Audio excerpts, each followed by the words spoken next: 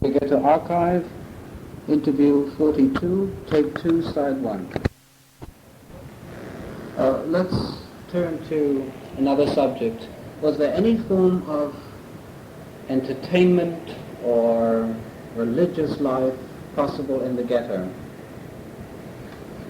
Religious life? Yes, there were a few, you really can say a few, very religious people. Among them was Mr. Strauss. From where? From Fulda. He really was highly admired by everybody. He was religious and he practiced. In other words, he was giving out food. You knew that he would not take too much for himself. You knew he had no favoritism.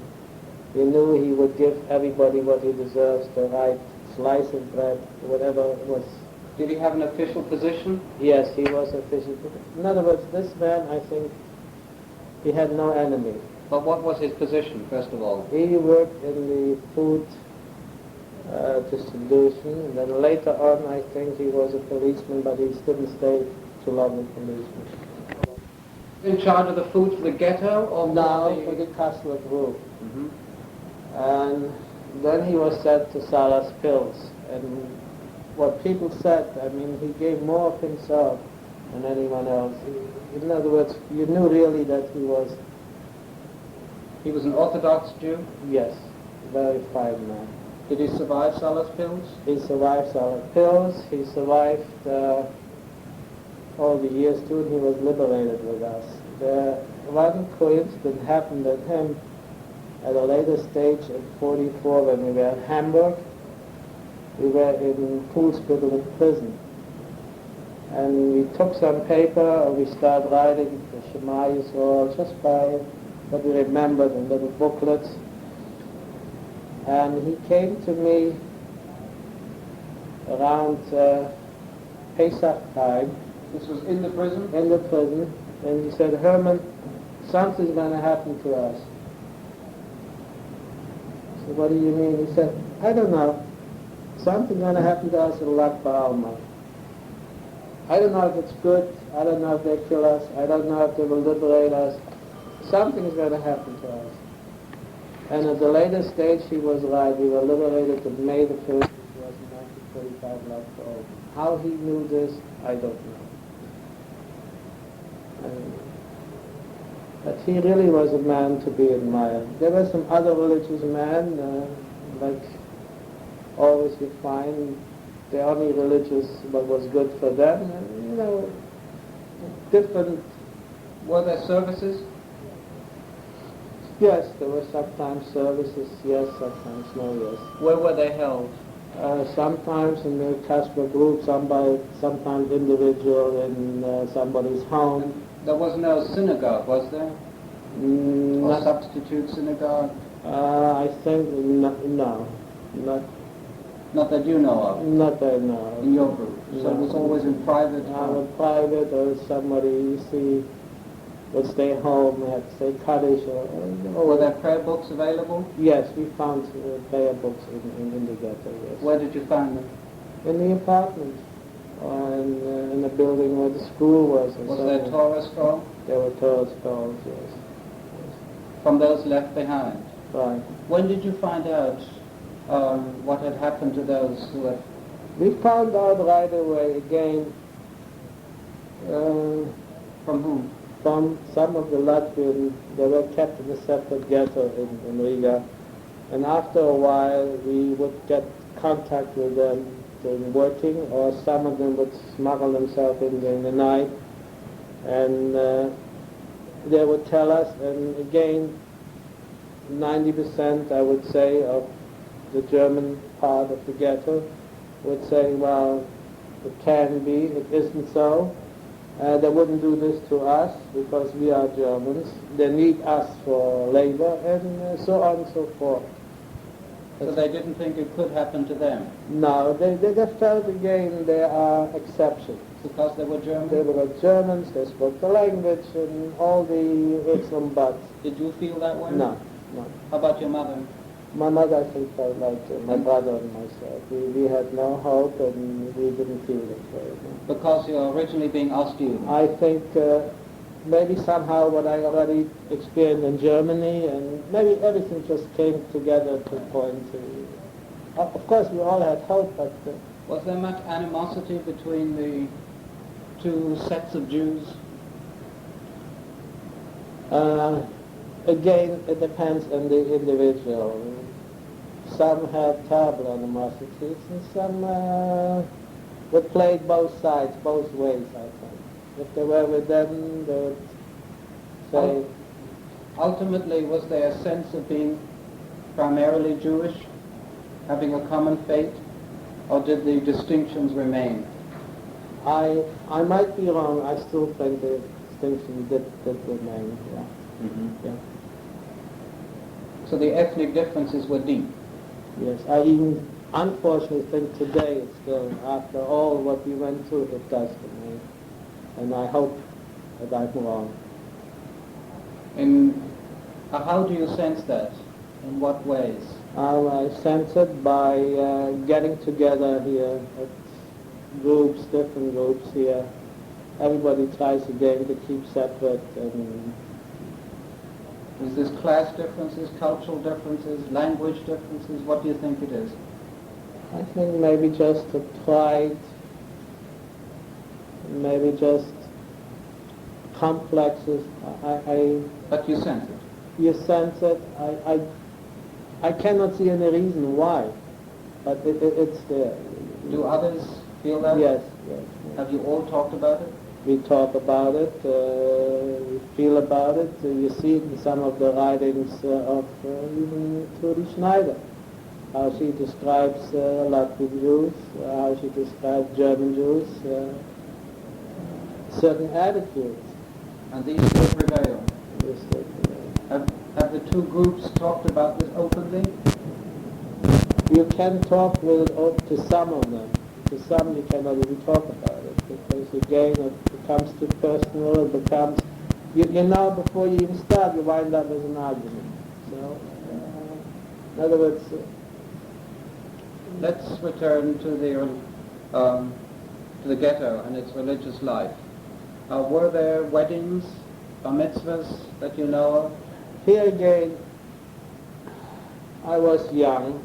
I was just at the age, come from a religious background, not realizing really the different, most people live together there. You know that sometimes you know half of the answers, you think you know everything, especially as a child. I don't know how to explain it to you, but I don't think I realized it. To me, it didn't matter if I liked the person. Did you attend religious worship? Whenever I could, it was necessary, I would, yes. What do you mean necessary? Not somebody had to say Kaddish. I would make it my business. Pesach, I would try not to eat bread. We baked some matzahs. Could you explain that? Was that private? Well, it was private. It was hidden at night. My mother would have some coals and so something. it was done surreptitiously? Right. It was done, and again, looking back today, I think it uplifted us. We did something which was forbidden. We did something... It was forbidden? Yes, of course. Where would you get the flour? Where would you get this? I mean, something you had to bargain or bring it illegal from the city. I mean, did you have a social life? So as a child, if you can call it social life, I would have some friends. We would meet at night. Did you have parties or the equivalent? Parties, I cannot say. I can recall one thing. There was a wood place where they cut wood, a sawmill, within the ghetto, but it was, Gentiles would work and was guarded, and it was separated by wires and this. And one night we were 4 or 5 boys together, and girls, I think, we were sitting outside. So, it would be nice to play ping pong. So I said, I would get into saw and I steal a large board. A large board. You're crazy. So another guy said, I will steal at work. I saw some ping pong rackets. So we sneaked under the wire. We stole the last ball under the wire. And again, crazy. We hid it in one of the outside places. We smuggled in a few days later some gray army paint, some rackets. We played a few times ping pong. But it wasn't something steady. You had to hide from the Jewish police. You had to hide from the SS guard. And you had to hide from your own family. If they knew you were stealing, they would say you're crazy. I mean... So you still at times behaved as if you were young? Yeah. Oh, was there any sport activity? Yes, there was sometimes, in other words, the commandant wanted a runner. He wanted the fastest guy. So he would say, well, we have a race, let's see who is the winner. So a lot of people participate, and I was once the winner, a big deal. I don't know what made me do it, but... You wanted a messenger? Yeah, like the guy was a messenger who is the fastest runner. I think there were some soccer games. Did you play on a team?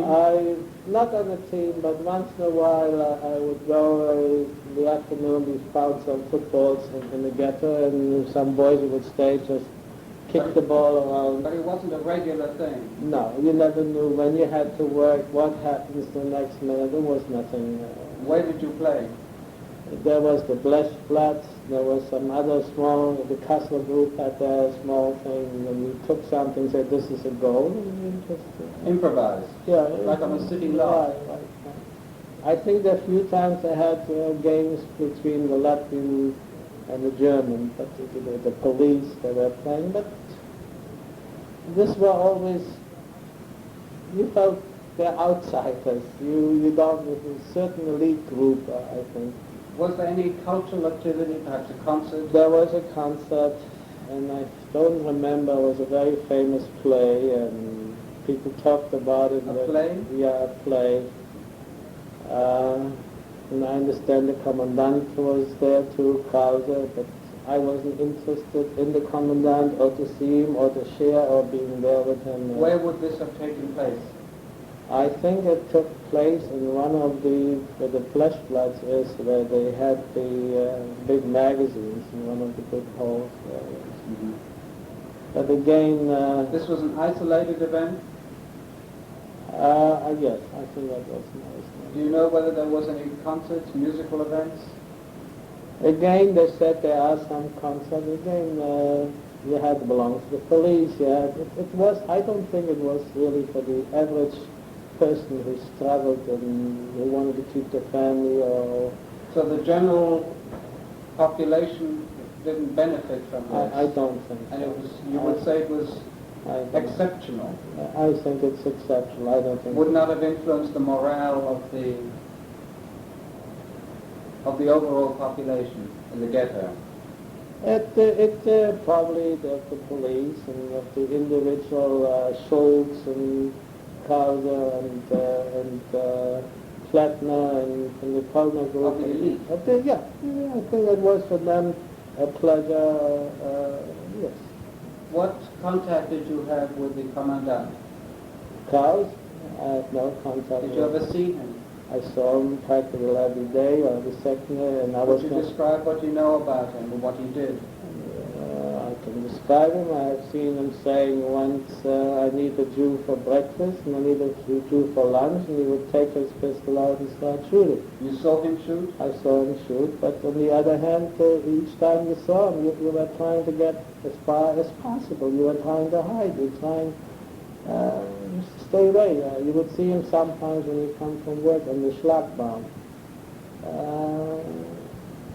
What is the Schlagbaum? The Schlagbaum was like a railroad gate, which a tree you lift up, you pass through, or you look down, and they would search everybody. At the entrance of the At ghetto? the entrance, you get in the morning, the exit, and after the entrance. But you witnessed him shooting? Yeah, shooting.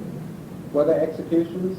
There were execution hanging. They would march you by when you come from work. They caught somebody with a piece of bread, or they caught somebody with butter, or somebody, we called it chilling. Somebody sold something, or somebody stole something from one of the magazines and would sell it. Which were not, to us there was no reason, because we did it every minute. I mean, it was unfortunate somebody was unlucky to be caught. I knew it could have been me any minute. Were these executions frequent? Oh, yes. In fact, every few days, 2-3 days, they would come from work, and then there was an order from the commandant, the whole colony has to go by the Blechblatt in the garden. People were hanging there, and they would stay sometimes there, and if you want to march by, I wouldn't like to look. They would make you look, or they would beat you up. Did you ever witness an execution? Yeah. Would you care to describe it? What was the circumstance? I don't recall what's in, but probably a piece of bread or butter or any of whatever you want, ridiculous. Or was there a ritual connected with this? Was the person named? Was there an accusation read? Oh yes, sometimes they did, sometimes they didn't. Sometimes even one of the Jewish policemen would I would have to say that he was caught in this. It was just that, to us it was a ridiculous play. But sometimes there was a kind of formality. Right. Well, with Germans, what do you expect? How large was the Blechplatz? It's hard to tell. 100 yards by 100 yards approximately. I don't know, because I tell you why.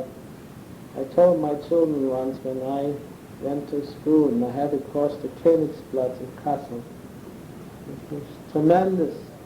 It was so big to me that usually I had to run, and the Nazis, the Hitlerjugend would run after. To me it was like 10 miles. And when I took my children there and I looked at it, it was nothing with nothing. So maybe as a child magnified. Right. To me, the Königsplatz was the largest place in the world, and when I saw it, I realized that it's nothing. It must have been. It could hold, I would say. Well, there were times, 5,000-10,000 people easy. Oh, you were all assembled there? Sometimes assembled, so it must have been quite a large place. Was it like a formal square, or was it an empty lot? It was more like an empty lot, and I think sometimes they played even football there. And was it a field? It's sort of in the middle of the town? The middle of the ghetto, not the town. Okay. It wasn't really in the middle. It was near to the Kassler group there. Yes. What kind of work that you recall did others do while in the ghetto? Everything. We had mechanics. They worked for the Air Force. They worked for the SS. They worked for the weapons. They worked for carpenters, locksmiths, dentistry. In every field you can think of. What kind of food officially were you issued? I think we issued sometimes fish, sliced with bread, and some potatoes. How often did you receive it? You had to pick it up daily. Each individual? No, a family. Each group knew how many in the family, and they would pick it up. And that was issued by the person in charge? The person in charge, and the Ältestenrat would select somebody. Or would you say that food supply was basically sufficient? No. So it was a starvation diet? Definitely. Did people starve? Yes. What do you know about that? Well, there were people, older people, they couldn't go out to work. They would starve, and I remember there were certain people that would come daily to my house, and because we always would bring food home, my brother, myself, my mother. Then we had my aunt with the baby there, And had Mrs. Gipfel with two younger daughters there. And there always would be people in our house that would wait till he went home. So there was dependence, total dependency on those who what you bring in. Not only food, you would have to bring wood in too. There wasn't enough wood to burn or prepare, and so you would have to worry about food. And yet people starved. People starved, definitely. And that was part of the pressure on those who smuggled. And of course, then again, if you want a favor from Mr. Klettner or anyone to this, you would have to provide them with something. Like my brother would work in a fish commando, he had puppets, he would come home with smoked button. So we would send sometimes to certain important people this and to get favors back, which personally you hated very much, but then it became like an acceptance. As part of the survival pattern. Right. Mm-hmm. Was there a kind of, in the ghetto, was there bartering amongst yourselves? Yes. Yes. There were people that worked in army bekleidung. They would have boots, socks, other things. There were people that worked in Paris magazine. They would bring cheese. You know, so every group, every individual, people in the milk farm, they would bring milk products. So my brother in the fish would bring that. There was different groups working different places, and you would barter this. What happened to your niece, did you say? My little niece, yes. She was in the later stage. There was an action to Dina Minder, and my aunt could have saved herself, and she went with my niece. Could you describe that action, what you recall of it? I wasn't there. The time before, you know, you had, when you worked in the morning to Martelplatz to go to work, you had certain feelings. You see suddenly a commotion, you see trucks, you see people, you know something. So at the time in the ghetto, at the time I saw this, I figured I don't have to go to work. I will somehow, usually everybody wants to get out because you never know who they grab. But I said, I stay and I will take care of my niece. But this action at the time was, I think they came in the evening. They came to the house and they dragged everybody out, and my aunt said she would go with my niece. Were they looking for a particular group of people? They were looking for children, old people, and my aunt went to the check. Would you care to give her name and your aunt's name too? My aunt's name was, the little girl was Judy Ziering. She was at the time 3.5 years old. My aunt was Zilla Ziering. She was from Nordhausen in Germany. And they disappeared from there. Did you hear what happened to them at that time? In Dina Minder, that everybody was killed. What did they say was Dina Minder? They said this is a fish, where the women is a fish factory where they clean canning factory? Canning factory. Where the women work and the children we take care of. That was the official line. Official line. Who promulgated that? It came from the Jewish police, from the Eltersenreiter. You think they believed it? No. I think they believed it. They saw more than we saw. So you believe you were lied to? Of course. Did others feel like that, or you were alone in that? I'm sure they must have felt the same like I do. Was that ever discussed at the time, that they were lying?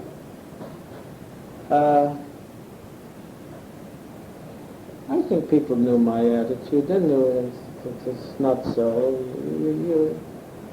It wasn't even worthwhile discussing. I mean, to me, it wasn't a matter of conversation. And you knew they're going to hospital to take people half dead and they slap them at home in a truck. I mean, they were literally thrown in the truck? I mean, this is not that they used those people for work. I mean, they couldn't have used them. I mean, you drew your own conclusion? There was no question. What was there any attempt to educate the children while they were? Yes, they had schools. Schools? They had, each group had like took an elderly teacher, yes, and they would take some of the children and they learned them ABC and alphabet, and they would sing some songs. They took some elderly women there, yes, they did that. You remember seeing any of that? Yes, I remember Hanukkah once I went there and Went where?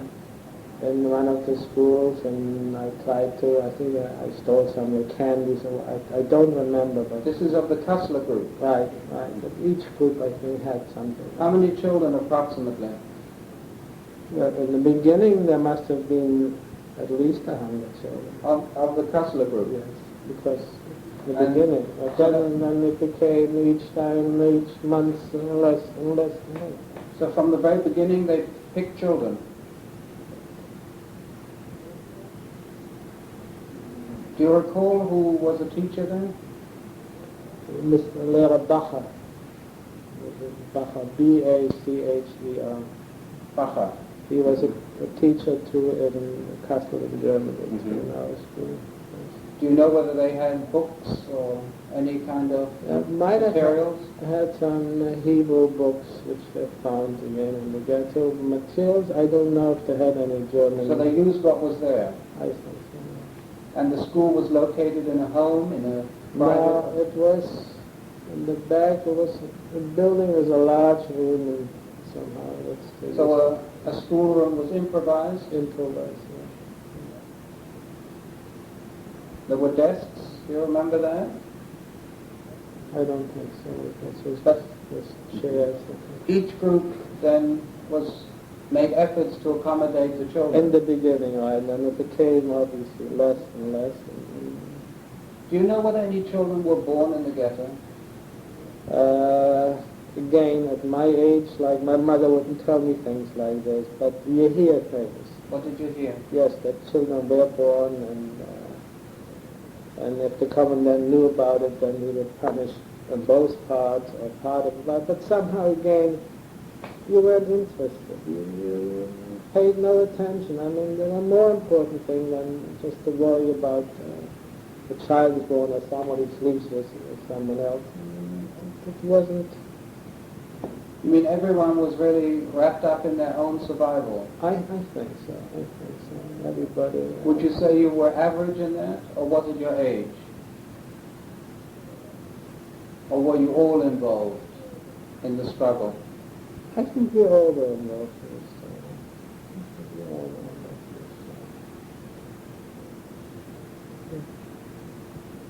So how long were you in the ghetto? In the ghetto till the end of 1943. And then we went to I was in Kaiserwald. How were you sent there? Were you one of the first? Were No. there many? My brother was one of the first, and I was working then for RBR, Army Bekleidungsamt. Which was where? Which was in Riga, and then they were going to take 1,000 people, and the rest was sent to Stuttgart, and 1,000 people were supposed to stay and load and unload ships at the RBR. And I Were you living in the ghetto at the time still? Yeah, I was. My mother worked then for RBR, and they said that I could stay with my mother at the RBR. And my brother already was in Kaiserwald. So by going from the ghetto to RBR, you had to go through Kaiserwald to be registered and loused and so on and so forth. I got stuck there. Where? At Kaiserwald. You were going to be quartered in the RBR, and somehow I was the last one, and they kept me back, which in a way looking back was good for us, because my brother was there before, and as soon as I got stuck, I found my brother and he found me, and my mother somehow very, very strong-willed, very... I still don't know how she ever managed. She would go, and we had an Oberstabs master who was in charge of the whole ABR. He was the Wehrmacht. And Schultz already was there, and she would go over Schultz and approach Your him. mother? Yeah, approached him and would cry, and he promised her that he would get her 2 sons out from Kaiserwald, which he did. So how long were you in Kaiserwald? I was in Kaiserwald about 6 weeks. Could you describe your stay there?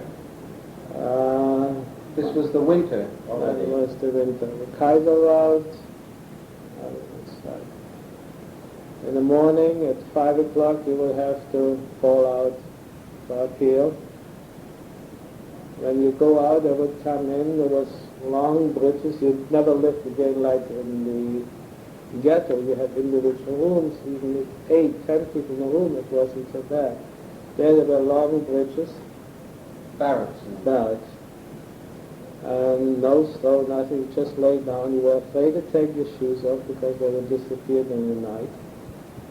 Any sanitary facilities? Some were outside a hole where you had to make. And there was a little small bag where water was very poorly come from, but you never could really reach it. Couldn't wash? Hardly. 5 o'clock they would chase you out. You would have to stay in front of their appeal plots and be counted. Now, if this would be, they would make a mistake, or one wouldn't be there, or one would be sleeping somewhere, they would keep you until 7, 8 o'clock. And you get some black coffee, just some water, slice of bread, and then they march you to work. What was your work? We would have wooden shoes. I went snow. What happened to your clothes? They took it away and they gave us the ZieringTapesTape2Side1. And we would stay out from morning till night, Working. working snow or railroad or whatever individual commanders we worked at. And yours was? I was shoveling snow Where? in Riga, In the city, and people saw me and With your striped clothes? with striped clothes, and they knew we were Jews. And, Did anyone slip you food? no. We would try to bargain, but this already was SS, and they hardly would let us get in touch with anyone there. So how did you manage to survive in those 6 weeks? Over there it was very bad. We would steal potatoes in the field, marching in and out, or just from the kitchen. And we would march back around 5 o'clock. We'd get back to camp, which is 6:30, again uphill. And sometimes we would stay till 10, 11 o'clock. Then they would let us into the barracks, and then suddenly everybody out of the barracks. By out, and the coppers would stand in front of the doors and the windows with sticks and would hit you. That happened often? That happened 2, 3 times a week. A week? A week. Then they would chase you in. And again, everybody, 400 or 500 people to one barrack, everybody wants to get to the door or the window. They stay in front of the window with sticks and they would hit you. How many barracks were there? In Kaiserwald, I would say there were at least 15 to 20 barracks. And then some of the people they didn't like, they would drown them in the... Who's they? The coppers, and some other... There you had a certain elite there again. There was a Mr. X who was in Zuchthaus in Germany. Oh, these were Jewish? No, some were Jewish, but this Mr. X was not Jewish. He was from Germany, in Zuchthaus, and tall man, and I've never seen such an animal in my life. Would you tell me what you mean by that? He would take people and beat them to death. You saw that? Yes, or take them and throw them in where everybody would make into hole there and use this In the bathroom. tree? The tree where people would suffocate. He would drown them? Drown them there. And if the people come and hold themselves on the side, he would step in their fingers. And You saw this? you saw this. And daily beatings. And when you work, you want to go to a bathroom, you would have to go up to a guard first and ask permission if you can make. He said yes, fine. He said no, you couldn't make. I mean, this would take hours. How did your health hold up during these 6 weeks? I don't know. Did you get ill? No, your mind is, I think, And your brother? the same. Did you suffer any beatings? Yes, many times. I mean, by getting into the barracks and getting out, but you made no issue. You couldn't pay any attention to it. Did you suffer any permanent damage from these beatings? I don't think so. But you did experience them? Yeah. Were you with the women? In Kaiserwald? No. Women were separate and men were separate. No. Right, so you were there 6 weeks. About 6 Is weeks. there anything else from Kaiserwald you remember?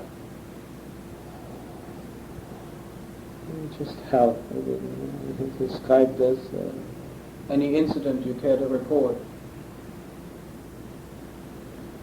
There's so many, I don't know where to start. I mean, every day was like a year. Every day was a year. Just every day a year. You just didn't know how a day passed by. And you're standing out, and it was 20, 25 below zero, and you're standing out there in a thin zebra suit, no gloves, no stockings, wooden shoes. I don't know. Some people touched their toes and they came off. They were frozen off of their ears, and never anything happened to me. I don't know. I don't know how to describe it and why. I don't know. Any other details so one can get an idea of the Kaiserwald reality? I don't know. It's hell. On the order of what you told me. Were there executions? Yes, there were executions. Every few minutes, you can hardly say. People killed by stick, by the coppers, among themselves, outside of the SS. I mean, Even in the barracks? in the barracks, I mean, they were constantly. To find a position near a stove already was a big accomplishment. Constantly. It's just constant. Would you classify it as a kind of extermination camp? I definitely. I mean, no food. Who was in charge? SS? Do you remember the name of the camp commandant? Yes.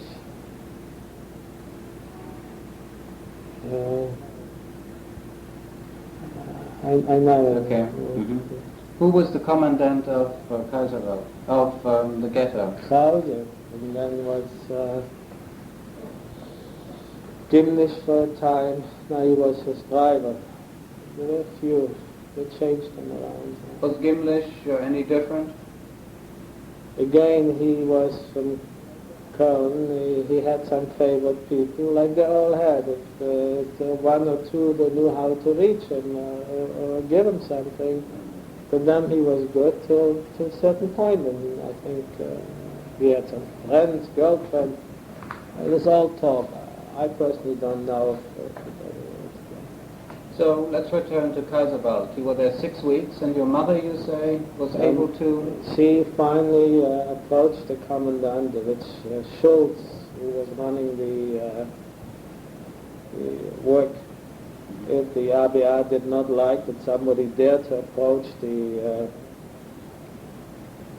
man in charge, the commandant, and he seems to be a nice guy. He came and he asked my brother, and we were sent then to RBR with a group of another 20 or 25 men. And then we were again together. And how were you quartered? We were for men separate and women separate in the RBR. In barracks, in tents? No, it was a big factory building where we worked in different halls, which was already outside of Riga, near the harbor. And we had not the SS, we had most of the time the Wehrmacht. And with Wehrmacht we knew how to Did you maneuver and how to bargain again and sell again and this and that. Did you sleep in bunks or in beds? We slept in bunks. Did you receive enough to eat at this point? No, we never received enough, but you could help yourself. You were unloading ships. Like at night, we knew in some ships in the front were clothes, and in the rear of the freight loop there were food. So we would, at night, nobody's there, we break open the food. We get friendly with some of the sailors in this. German sailors? German sailors, and we would break open the freight room where the food was in, and I never forget one night they had like 50 kilo cheese wheels.